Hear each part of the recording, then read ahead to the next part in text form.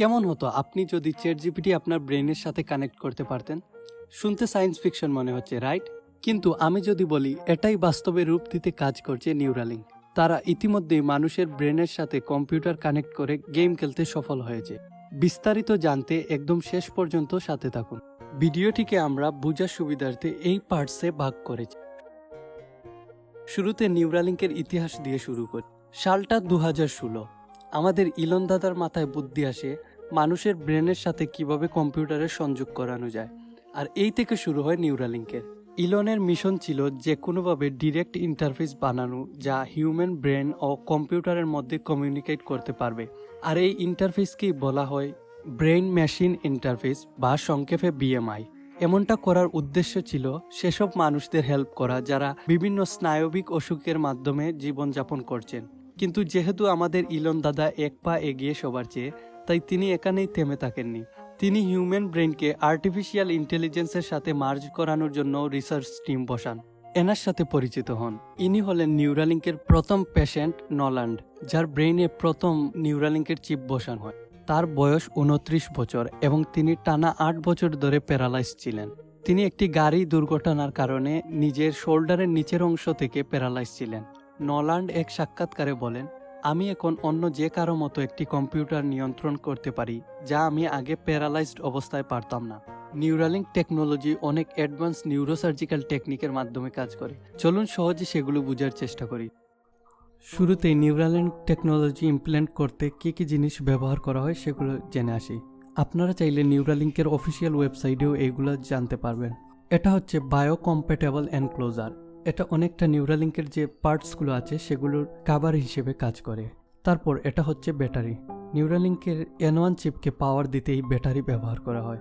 এখন আপনার মাথায় প্রশ্ন আসতে পারে, যেহেতু এটায় ব্যাটারি আছে তাহলে এটাকে কিভাবে চার্জ দেওয়া হবে? এটা অনেকটা আইফোনের ওয়্যারলেস চার্জিং টেকনোলজির মতো। ওয়্যারলেসলি ব্যাটারিটা চার্জ হবে বাইরে থেকে।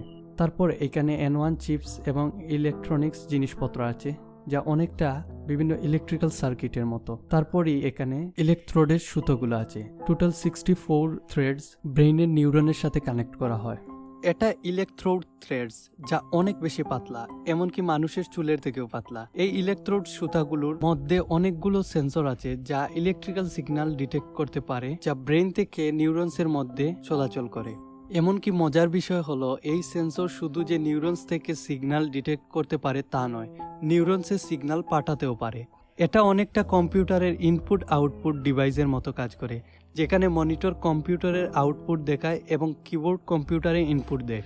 এখন এই ইলেকট্রোড ব্রেনে ফিট করার পালা, যার জন্য একজন ডাক্তার প্রথমে মাথার এই অংশের চামড়া কেটে দুভাগ করবেন। তারপর ড্রিল দিয়ে কুলির উপর ছিদ্র করবেন এবং আরেকটু সার্জারি করার পর এখন চিপ বসানোর কাজ করবে এই সার্জিক্যাল রোবট। যেহেতু ইলেকট্রোডের থ্রেডসগুলো অনেক সূক্ষ্ম, তাই কোনো মানুষের পক্ষে এই সার্জারি করা সম্ভব না। তাই নিউরালিঙ্কের এই রোবটটি প্রথমে তার সেন্সর দিয়ে স্ক্যান করে ব্রেনের 3D ম্যাপ বানাবে। তারপর ব্রেনের মধ্যে অনেকটা সেলাই মেশিনের মতো এই রোবট ইলেকট্রোডসের সুতাগুলো ব্রেনে সংযোগ করবে। ব্রেনের সাথে ইলেকট্রোডের সংযোগ করার কাজ কমপ্লিট। এবার পালা ইলেকট্রোডের সাথে N1 চিপের সংযোগ করা। N1 চিপ থাকে মাথার কুলির মধ্যে যেখানে ড্রিল করা হয়েছিল। এই N1 চিপের কাজ হলো ওয়্যারলেসলি অনেকটা ওয়াইফাই এর মতো ব্রেনের সিগন্যাল এক্সটার্নাল কোনো ডিভাইসে পাঠানো, যেমন কম্পিউটারের নিউরাল সিগন্যাল যা ইলেকট্রিক্যাল সিগন্যালও পাঠানোর পর এবার প্রসেসিং করার পালা। এবার নিউরালিঙ্কের সফটওয়্যার আর অ্যালগোরিদম মিলে এই নিউরাল সিগন্যাল বা ইলেকট্রিক্যাল সিগন্যালকে ট্রান্সলেট করবে মেশিন কোডে, যা পরে ইলেকট্রনিক ডিভাইস যেমন আমাদের কম্পিউটার বা ফোন বুঝতে পারবে। আর এভাবেই নিউরালিঙ্কের সাহায্যে ব্রেনের মাধ্যমে কম্পিউটার কন্ট্রোল করা যায়। যেমন ধরুন, নিউরালিঙ্কের ইউজার ভাবলো কার্সার লেফটের দিকে মুভ করবে, তখন তার ব্রেইনে একটি ইউনিক ইলেকট্রিক্যাল সিগন্যাল নিউরনের মাধ্যমে ইলেকট্রোডে গিয়ে পৌঁছাবে। তারপর N1 চিপ থেকে সেই ইলেকট্রিক্যাল সিগন্যালগুলো কম্পিউটারে ট্রান্সফার হবে এবং কম্পিউটারে থাকা নিউরালিঙ্কের সফটওয়্যার সেটিকে ইলেকট্রিক্যাল সিগন্যাল থেকে মেশিন কোডে ট্রান্সলেট করবে। তারপর সেই মেশিন কোডের ট্রান্সলেট অনুসারে কম্পিউটার তার মাউসকে লেফটের দিকে নিয়ে যাবে। এই টেকনোলজি মেডিকেল ফিল্ডের জন্য আশীর্বাদ হয়ে এসেছে। প্যারালাইজড রোগীর উপর ইতিমধ্যেই এই টেকনোলজির ইতিবাচক ফলাফল দেখা গেছে। তারা চাইলেই তাদের ব্রেন ব্যবহার করে কম্পিউটার ব্যবহার করতে পারছে। নিউরালিঙ্ক চাইলে ব্লাইন্ড মানুষকেও পৃথিবীর আলো দেখাতে সক্ষম। Let me explain this to you. এই ফ্লো চার্টটি লক্ষ্য করুন। এখানে দেখানো হয়েছে কিভাবে আমরা চোখ দিয়ে কিছু দেখি। আলো প্রথমে চোখের কর্নিয়া দিয়ে চোখে প্রবেশ করে, তারপর সেই আলোর অনেক বায়োলজিক্যাল প্রসেসিং ঘটে, যা এই ভিডিওর জন্য রিলেভেন্ট না। এই ভিডিওর জন্য আমরা শুধু এইটুকুই জানবো, আলো চোখে প্রবেশের পর তা ইলেকট্রিক্যাল সিগন্যালে কনভার্ট হয় এবং ব্রেইনের ভিজুয়াল কর্টেক্সে পৌঁছায়, আর এভাবেই আমরা দেখতে পারি। এখন আপনার প্রশ্ন হতে পারে, নিউরালিঙ্কের মাধ্যমে কিভাবে ব্লাইন্ড মানুষজন দেখতে পাবে?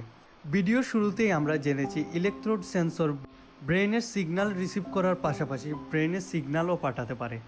এখন যদি কোনো ব্লাইন্ড মানুষের চোখে এমন কোনো একটি চশমা জাতীয় কিছু দেওয়া হয় যা অনেকটা ক্যামেরার মতো কাজ করবে এবং ওয়্যারলেসলি ক্যামেরা সেন্সর থেকে সেই ডিজিটাল সিগন্যাল N1 চিপে পাঠাবে, তারপর N1 চিপ সেই সিগন্যালগুলোকে ইলেকট্রিক্যাল সিগন্যালে ট্রান্সলেট করে নিউরনসের মাধ্যমে ব্রেনের ভিজুয়াল কর্টেক্সে পাঠাবে, তাহলে চোখে যেভাবে দেখা যায় ঠিক সেভাবেই একজন ব্লাইন্ড মানুষ চাইলে নিউরালিঙ্ক ব্যবহার করে চোখে দেখতে পাবে। এবার ভিডিওটি ধীরে ধীরে ইন্টারেস্টিং এর পাশাপাশি ভয়ের দিকে মোড় নিতে শুরু করবে। আপনারা যারা হুমায়ুন আহমেদের বই পড়েন তারা নিশ্চয়ই একটি কথা বারবার শুনেছেন, আর তা হলো টেলিপ্যাথি। ঠিক সেরকমই এই technology brain to brain communicate করতে পারবে। মুখে কিছু বলার দরকারই পড়বে না, চিন্তা দ্বারাই একে অন্যের সাথে কথা বলা যাবে। এখন ভাবুন, যদি কোনো মানুষের ব্রেনকে ইন্টারনেটের সাথে কানেক্ট করে দেওয়া হয়, তাহলে সে নিজেই একা নিউটন আইনস্টাইনের চেয়ে বেশি বুদ্ধিমত্তা ধারণ করতে পারবে। এখন যেমন ডিভাইসে ChatGPT ব্যবহার করতে হয়, তখন কেউ চাইলেই নিজের ব্রেইনের মাধ্যমেই ChatGPT ইউজ করতে পারবে। নিজের চিন্তা চাইলে কেউ ক্লাউডে আপলোড করে রাখতে পারবে, গুগল ড্রাইভের মতো পারবে আবার তা ডাউনলোড করতে। এমনকি একজনের চিন্তা ভাবনা আরেকজন চাইলে হ্যাকও করতে পারবে। কতটা ভয়ঙ্কর, রাইট? এর চেয়েও বেশি ভয়ের কারণ হবে এই টেকনোলজি তাদের জন্য যারা এটি ইমপ্ল্যান্ট করবে না। কারণ আমাদের মানুষের প্রকৃতিগতভাবেই চিন্তাভাবনার মেমোরি পাওয়ারের একটি সীমাবদ্ধতা আছে, কিন্তু যার ব্রেনে ইন্টারনেটের সমস্ত তথ্যই আছে তার সাথে একজন সাধারণ মানুষের কম্পিট করা অসম্ভব। তাই যারা এটি ইমপ্ল্যান্ট করবে তারা সুপার হিউম্যানে পরিণত হবে, আর সাধারণ জনগণ তাদের ধারে কাছেও টিকতে পারবে না। যদিও এই টেকনোলজি এখনো শুরুর দিকে আছে, কিন্তু ভিডিওতে আলোচিত বিষয়গুলো অবাস্তব নয়। ChatGPTর আগেও ChatGPTর মতো কিছু ভাবা অবাস্তব ছিল, কিন্তু আজ সেটা বাস্তবতা, আমাদের জীবনযাপনের সাথে ওতপ্রোতভাবে জড়িত। আর এই ChatGPTর পিছনেই একজন মানুষ, এই ইলন মাস্ক। ChatGPT যেহেতু আজ বাস্তব, তাই নিউরালিঙ্কও যে সুদূর ভবিষ্যতে বাস্তব হবে না সেটা কে বলতে পারে। ভিডিওর শেষে আমার ব্যক্তিগত মতামত, মেডিকেল ফিল্ডে এই টেকনোলজির ব্যবহার আমার কাছে আশীর্বাদ মনে হয়েছে, কিন্তু মানুষকে সুপার হিউম্যান বানানোর এই ধারণাটা কি শেষ পর্যন্ত আমাদের অস্তিত্বের জন্য হুমকি হবে না, সেটা কে বলতে পারে? আপনার মতামত কমেন্টে লিখতে ভুলবেন না, আর এই ভিডিওটি শেয়ার করে বাকিদেরও জানানোর সুযোগ করবেন আশা করি। পরবর্তী ভিডিও পর্যন্ত গুড বাই।